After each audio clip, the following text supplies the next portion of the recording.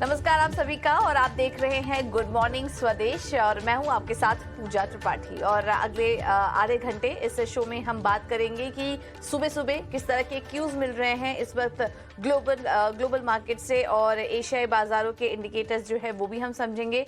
साथ ही साथ equity market में रणनीति क्या होनी चाहिए ये भी आपको बताएंगे। हमारे साथ एक्सपर्ट शामिल होंगे और इसके अलावा खबरों वाले शेयर्स, ब्रोकरेज हाउस की रिपोर्ट्स और कमोडिटी मार्केट में भी आज क्या करें, इन तमाम बातों पर आगे हम चर्चा करेंगे। लेकिन चलिए शुरुआत सबसे पहले करते हैं एशियन मार्केट से, और आज शुरुआत हल्की कमजोरी के साथ देखने को मिल रही है। एसजीएक्स निफ्टी इस वक्त करीब 70 अंक नीचे है, करीब आधे % की कमजोरी है यहाँ पर। हांगकांग के बाजार भी 250 अंक नीचे हैं, कोरिया के बाजार भी लाल निशान में कारोबार कर रहे हैं।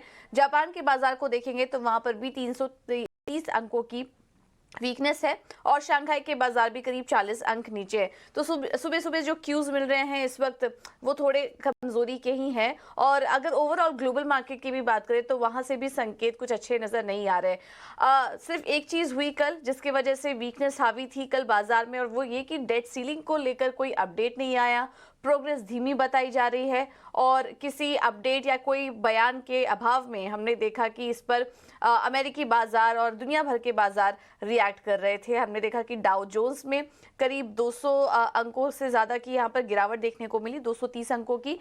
नैस्डैक में 160 अंकों की कमजोरी देखने को मिली। तो वहां से तो कोई अपडेट नहीं आया। हालांकि बैठक जारी है दोनों ही पार्टीज के बीच। प्रेसिडेंट जो बाइडेन और हाउस स्पीकर केविन मैकार्थी दोनों लगातार बैठक कर रहे हैं, बातचीत हो रही है, लेकिन कल वहां से कोई किसी तरह का कोई अपडेट नहीं आया, ना नेगेटिव ना पॉजिटिव। तो उस चक्कर में हमने देखा कि कल बाजार में कमजोरी थी। और इस बीच जेनेट येलेन के बयान आ रहे थे और उन्होंने कहा कि जून में डिफॉल्ट होने की संभावना अब ज्यादा हो गई है। तो इस तरीके के जो बयान आए उसके बाद हमने देखा कि दबाव बढ़ा। नैस्डैक में करीब 1.25% की कमजोरी दिखी। S&P 500 अपने दिन के निचले स्तर पर बंद हुआ और डाउ जोन्स में भी कमजोरी ही थी। तो ये कुछ आंकड़े निकल कर आए। अब इसके अलावा आगे नजर बनी रहेगी। डेट सीलिंग को लेकर ही कोई फैसला आता है तो इस पर ही अब आगे आने वाले समय में हम इस पर अपना अपडेट देते रहेंगे आपको। लेकिन इसके अलावा कुछ और भी इवेंट्स हैं। आज बाजार बंद होने के बाद फेड मिनट्स भी आएंगे तो उस पर भी हमारी नजर रहेगी कि ब्याज दरों को लेकर किस तरह के बयान आ रहे हैं फेड ऑफिशियल्स की तरफ से। ये काफी इंपॉर्टेंट होगा देखना। और एक और आंकड़ा आया, यूएस अप्रैल नए होम सेल बिक्री का आंकड़ा आया जो कि अनुमान से बेहतर था, तो ये एक इंडिकेशन आया। लेकिन बाकी मार्केट्स को देखेंगे, यूरोप के बाजार अगर देखेंगे तो वहां पर भी वीकनेस हावी थी क्योंकि कोई क्लियर इंडिकेशन नहीं मिला। इस चक्कर में वीकनेस वहां पर भी थी। एक आंकड़ा आया, मई यूरोजोन पीएमआई का आंकड़ा आया वहां पर जो कि मजबूत था। मैन्युफैक्चरिंग में हल्की धीमापन जरूर देखा गया, लेकिन सर्विस सेक्टर से सपोर्ट मिला जिसके चलते हमने देखा कि यूरोप के बाजार हल्के मिले जुले कारोबार कर रहे थे।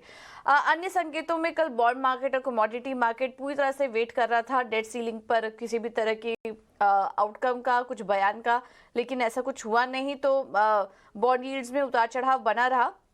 स्क्रीन पर आपको हल्की कमी जरूर दिख रही होगी, लेकिन मार्च के बाद कल हमने देखा कि अपने ऊपरी स्तर पर बॉन्ड यील्ड्स कारोबार कर रहे थे। डॉलर इंडेक्स अभी भी 103 के पार बरकरार है, और क्योंकि धीमी प्रोग्रेस हो रही है तो उससे एक रूम मिला सोने को, और सोने में हमने हल्की रिकवरी देखी कल के सेशन में। कच्चे तेल को लेकर हमने देखा वहां पर एक तेजी थी, और उस पर हम एक्सपर्ट से भी समझेंगे कि क्या मायने आए इस बयान के।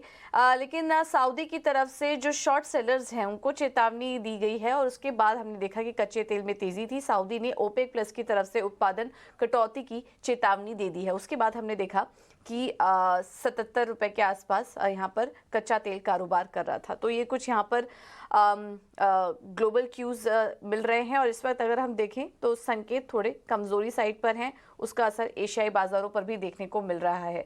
एक बार एफआईज और डीआईएस की भी अपडेट ले लेते हैं, उसके बाद हम समझेंगे कि आज भारतीय बाजारों में क्या करें। कैश मार्केट में अगर देखें तो एफआईज ने खरीदारी की है 180 करोड़ की। डीआईएस ने कैश मार्केट में करीब 390 करोड़ की खरीदारी की है।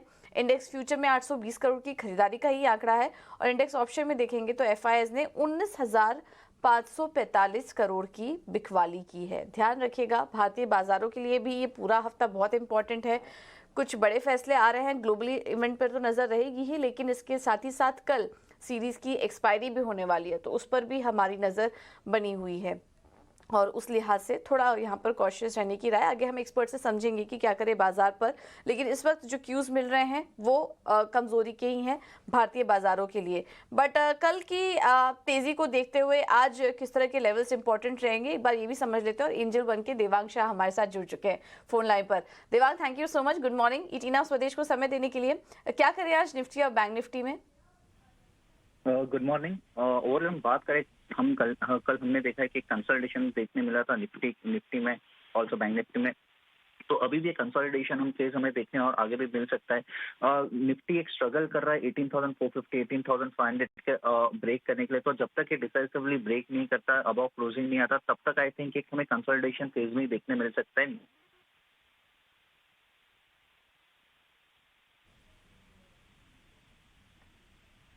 ऑलराइट, ठीक है, तो ये है राय बाजार पर कंसोलिडेशन ही देखने को मिल सकता है। देवांग, कुछ लेवल्स आप बता पाएंगे, कौन से इंपॉर्टेंट लेवल्स है जिनको कि आप वॉच करेंगे?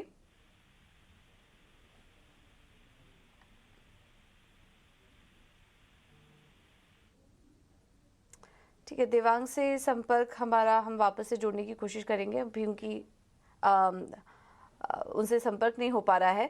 बट जैसा कि देवांग ने बताया कि कंसोलिडेशन का ही माहौल रहेगा, तो उस लिहाज से, क्योंकि कल एक्सपायरी भी है, तो उस लिहाज से ध्यान रखिए। बाजार की चाल थोड़ी एक ही तरफ यहाँ पर एक रेंज में ही देखने को मिल सकती है। वन साइडेड चाल यहाँ पर देखने को मिल सकती है बाजार में, लेकिन उनकी रणनीति हमारे पास है।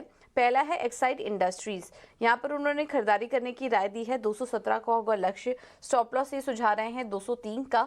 और दूसरा कॉल है टीवीएस मोटर्स पर, यहाँ पर भी खरीदारी की राय 1298 का होगा लक्ष्य, स्टॉप लॉस सुझा रहे हैं 1235 का। कल हमने देखा था ऑटो एंसिलरी स्टॉक्स अच्छी तेजी भी थी, आज भी वो तेजी जारी रह सकती है, इस पर नजर रखिए। एक्साइड इंडस्ट्रीज भी कल वहां पर शानदार तेजी थी और 217 के लेवल्स के लिए आप आज भी खरीदारी कर सकते हैं। देवांग हमारे साथ वापस से जुड़ चुके हैं। देवांग, आपके स्टॉक स्पेसिफिक रिकमेंडेशन तो हमने ले लिए, बट मार्केट पर वापस से आपसे एक राय लेना चाहेंगे, क्या लेवल्स आप वॉच करेंगे आज?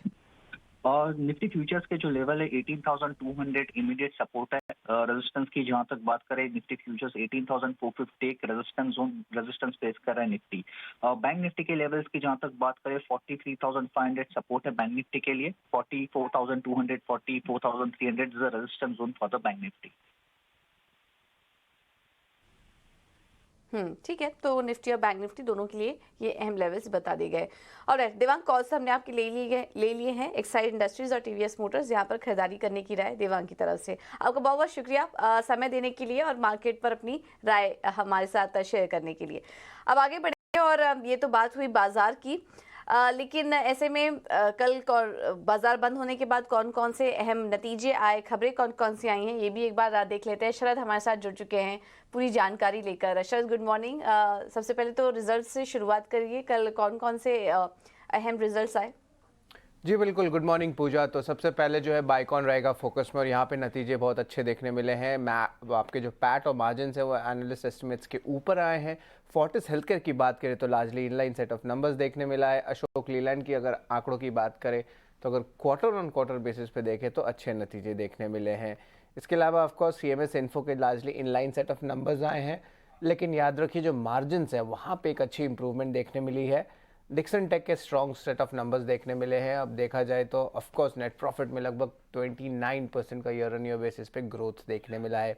गैप्रियल इंडिया के भी जो है अच्छे नतीजे देखने को मिले हैं, और जो मार्जिन है वहाँ पे 150 बेसिस पॉइंट से ज़्यादा का इजाफा देखने मिला है। डिशमैन कार्बोजन में overall weak set of numbers देखने मिले हैं, और यहाँ पे नेट लॉसेज जो है वो बढ़ गई है। लास्ट टाइम 45 करोड़ का था और अब जो है 70 करोड़ का है। मेट्रो ब्रांड्स कंजम्पशन की जो है थोड़ी वीकनेस देखने मिल रही है फुटवेयर स्टॉक्स में, और यहाँ पे भी हम देख सकते हैं पैट जो है सपाट आए हैं, लेकिन overall weak set of numbers देखने मिला है। JSW एनर्जी के थोड़े वन ऑफ एडजस्टमेंट्स हुए हैं, और YOY बेसिस पे थोड़े वीक सेट ऑफ नंबर्स देखने मिले हैं। हमारा राजा बैटरीज की बात करें तो यहाँ पे भी वीक सेट ऑफ नंबर्स आए हैं, और एबिटा मार्जिन हालांकि वन ऑफ्स के कारण जंप देखने मिली है। बिकाजी फूड्स के नतीजे देखें तो स्ट्रॉन्ग सेट ऑफ नंबर्स आए हैं, और टेक्निकली भी चार्ट्स में देखें तो कंपनी जो है कंसोलिडेशन में है। NMDC की बात करें तो यहाँ पे overall weak set of numbers आया है, और टॉप लाइन में थोड़ी सी प्रेशर आई है, लगभग 14% का गिरावट देखने मिला है। सीक्वेंट साइंटिफिक के जो है कमज़ोर नतीजे देखने मिले हैं, और इनके लॉसेज है वो बढ़ गए हैं। ऑलमोस्ट 92 करोड़ का लॉस जो है इस बार आया है। और आखिर में बात करेंगे सुदर्शन केमिकल इंडस्ट्रीज़ का, जहाँ पे ओवरऑल जो नंबर्स हैं वो स्ट्रॉन्ग हैं और एनालिस्ट एस्टिमेट्स को जो है थोड़ी सी बीट किए हैं। ओके, ठीक है। तो ये हैं कुछ अहम नतीजे जो कि कल बाजार बंद होने के बाद आए। कैसे रहे उसका पूरा एनालिसिस भी शरद अभी आपको करके बता रहे थे। और शरद, इसके अलावा खबरों वाले शेयर्स भी बताइए। जी बिल्कुल पूजा, तो सबसे पहले जो है दो अहम ट्रिगर्स हैं। जेबी केमिकल्स जो है आज बोर्ड मीटिंग होने वाली है, ऑफकोर्स अर्निंग्स का भी, लेकिन इंपॉर्टेंट बात है शेयर स्प्लिट को लेके।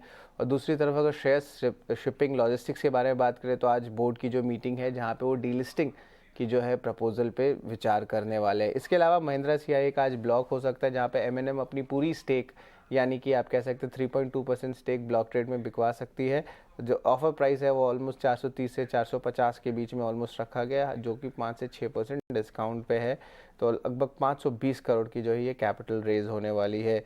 इसके अलावा सिरमा एसजीएस में भी कल ब्लॉक डील हुआ था, जहाँ पे बायर्स थे न्यूबर्ग, बर्मन और नॉर्जेस बैंक, और सेलर जो थे वो थे साउथ एशिया ग्रोथ फंड। तो यहाँ पे भी फंड एक्टिविटी देखने मिली। अदानी ग्रीन एनर्जी भी फोकस में रहेगा। और याद रखिए 13 मई को उनकी बोर्ड मीटिंग जो थी फंड रेस की, वो जो है डेफर हुई थी मई 24 को, और कल को जो है वो कैंसिल हो गई है क्योंकि अवेलेबिलिटी नहीं था डायरेक्टर्स का। लेकिन जो आगे जाते हुए है कंपनी एक सेपरेट डेट बताएगी जहाँ पे मीटिंग की बातचीत होगी कैपिटल रेस के लिए। स्पाइसजेट के नोवामा वेल्थ फाइनेंस ने लगभग 70 लाख शेयर्स की बिकवाली की।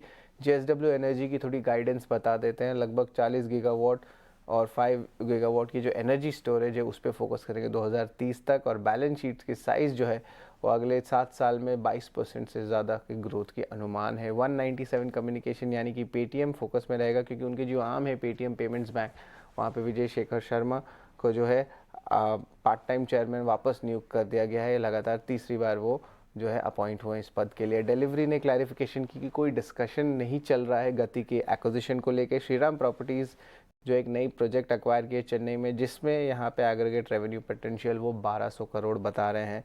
टाटा केमिकल्स ने रीअपॉइंट किया है आर मुकुंदन को एज एमडी एंड सीईओ अगले 5 साल के लिए। सेंचुरी टेक्सटाइल्स में बोर्ड अप्रूवल आई है 400 करोड़ की कैपिटल रेज एनसीडी इश्यूज द्वारा। और जेंसल इंजीनियरिंग को इन प्रिंसिपल अप्रूवल आ गया है मेन बोर्ड की माइग्रेशन करने में भी, तो इस पे भी ज़रूर फोकस रखिएगा। और आखिर में बात करेंगे वरुण बेवरेजेस के, जहाँ पे उन्होंने एक नई साउथ अफ्रीकन आर्म को इनकॉर्पोरेट किया है, जहाँ पे वो मैन्युफैक्चरिंग और डिस्ट्रीब्यूशन ऑफ बेवरेजेस करने वाले हैं। ठीक है। तो ये कुछ अहम खबरें हैं। आज हम देख रहे हैं कि मिड कैप कंपनियां काफ़ी ज़्यादा फोकस में हैं खबरों के चलते, तो इस पर हमारी नज़र रहेगी। और इसके अलावा ऑफ कोर्स नतीजे भी ढेर सारे आ रहे हैं, यहाँ पर भी फोकस बना रहेगा। थैंक यू शरद आपका ये सारी जानकारी देने के लिए। लेकिन अब आगे बढ़ेंगे और इन खबरों पर, नतीजों पर ब्रोकरेज हाउस की रिपोर्ट्स क्या कह रही है, एक बार ये भी उस पर नज़र डाल लेते हैं। और वामाक्षी हमारे साथ जुड़ चुकी हैं पूरी डिटेल्स के साथ। वामाक्षी, गुड मॉर्निंग, बताइए। जी बिल्कुल, शुरुआत करते हैं अशोक लेलैंड के साथ। अच्छे चौथाई नतीजों के बाद हम देख रहे हैं काफ़ी सारे ब्रोकरेजेस आ रहे हैं, और ब्रोकरेजेस का भी कहना है कि ऑपरेटिंग लेवरेज और हायर क्रॉस मार्जिन के चलते कंपनी का जो ईबिटा मार्जिन उन्होंने रिपोर्ट किया है वो अनुमान से काफ़ी मजबूत रहा है। इनफैक्ट उन्हें फर्दर स्कोप ऑफ इम्प्रूवमेंट भी नज़र आता है रियलाइजेशंस में, और सीवी साइकिल भी आगे चलते पॉजिटिव रह सकती है। तो ओवरऑल इन सारे पॉजिटिव फैक्टर्स के चलते अशोक लेलैंड पर नोमुरा की तरफ से खरीदारी की राय आ रही है टारगेट प्राइस 184 के साथ। जेपी मॉर्गन की तरफ से ओवरवेट की राय है टारगेट प्राइस 175 के साथ।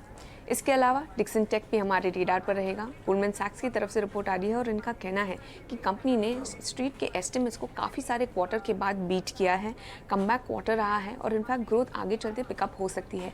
मगर गोल्डमैन सैक्स का मानना है कि ये ग्रोथ लार्जली प्राइस्ड इन है, और इसी के चलते उनकी तरफ से न्यूट्रल की राय आ रही है। मगर इन्होंने अपना टारगेट प्राइस बढ़ा दिया है, 3060 से बढ़ाकर 3370 का टारगेट प्राइस दिया है। और आखिर में एवेन्यू सुपरमार्ट्स भी हमारे रेडार पर रहेगा।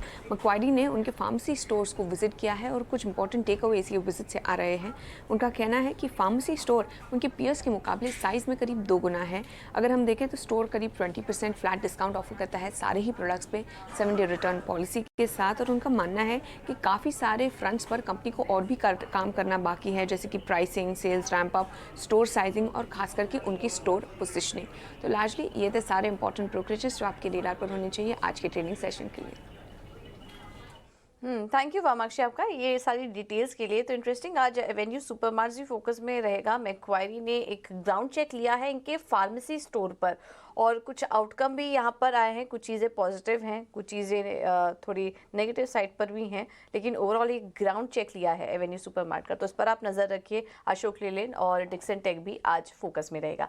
कमोडिटी मार्केट की क्या रणनीति अपनाएं, ये बताने के लिए हमारे साथ अजय केडिया जुड़ चुके हैं केडिया कमोडिटी से। Ajay, thank you so much, good morning. आप इटीना स्वदेश को समय दिया आपने। क्या रणनीति अपनाएं आज कमोडिटी मार्केट्स में, अपने ट्रेडिंग आइडियाज शेयर कीजिए। Very good morning. डेफिनेटली अगर हम कमोडिटी पूरे मार्केट की बात करें तो कल का सेशन काफी इंपॉर्टेंट था। नो डाउट हमने डॉलर इंडेक्स में कंटिन्यू तेजी देखी, 103.40 के करीब ट्रेड कर रहा है, बट अभी भी अनसर्टेनिटी यूएस में डेट सीलिंग को लेकर बनी हुई है। कल के सेशन में दिन में हमने सोने चांदी में एक इनिशियल गिरावट देखी थी, but later in the day में हमने काफी अच्छी पुल बैक आती हुई देखी जब यूएस का डेटा है। तो आज के लिए भी सोने चांदी में बाइंग बनता है, जहाँ पे सोना 60,100 पे लेके चल सकते हैं। 59,850 का स्टॉप लॉस रहेगा, 60,550 का टारगेट रहेगा। वहीं अगर चांदी की अगर बात करें तो 71,900 पे बाय करके चलेंगे, 71,500 के स्टॉप लॉस से 73,000 तक का लेवल मिल सकता है। वहीं अगर कच्चे तेल की अगर बात करते हैं तो मार्केट काफी बड़े रेंज में ट्रेड कर रहा है। नो डाउट फंडामेंटल काफी मिक्स चल रहे हैं, जहां पे हम देख रहे हैं प्रोडक्शन कट के बाद प्राइसेस को एक सपोर्ट मिलता हुआ दिखाई दे रहा है।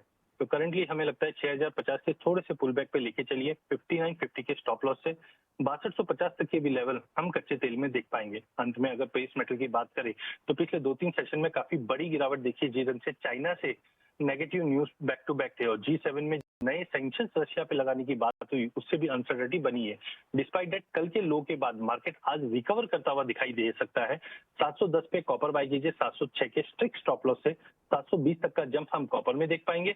वहीं जिंक के अंदर भी काफी बड़ी गिरावट के बाद 213 पे एक बाइंग बनती है, 210 के स्टॉप लॉस से 220 तक का एक जंप देखने मिल सकता है।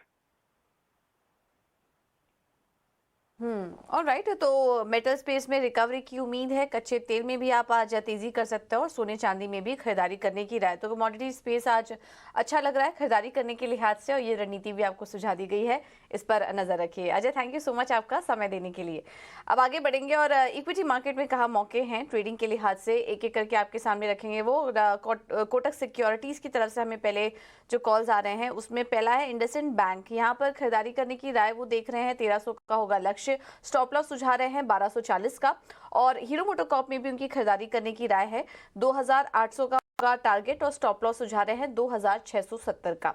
प्रभुदास लीलाधर ने भी हमें कुछ कॉल्स अपने सजेस्ट किए हैं। उसने पहला है गुजरात अंबुजा, यहाँ पर खरीदारी करके चलिए 245 के लेवल्स के आसपास। टारगेट ये देख रहे हैं 260 का और स्टॉप लॉस सुझा रहे हैं 238 का। और बंधन बैंक में भी खरीदारी करने की राय है इनकी तरफ से। स्टॉप लॉस देख रहे हैं 248 का और 264 के टारगेट के लिए आप बंधन बैंक में भी खरीदारी करके चल सकते हैं। तो आज ज़्यादातर कॉल्स हैं, इनफैक्ट सभी के सभी कॉल्स आज खरीदारी की ही तरफ हैं, तो इस पर आप नज़र रखिए। और ऑटो एंसिलरी स्टॉक्स आज भी अच्छे लग रहे हैं, तो आज यहाँ पर आप बाइंग का ट्रेड लेके चल सकते हैं। चलिए फिलहाल इस शो में इतना ही। जाते जाते आपको ये भी दिखा देते हैं कि आज कौन कौन से अहम इवेंट्स हैं जहां पर कि आपको नजर रखनी है। तब तक के लिए मुझे दीजिए इजाजत, नमस्कार।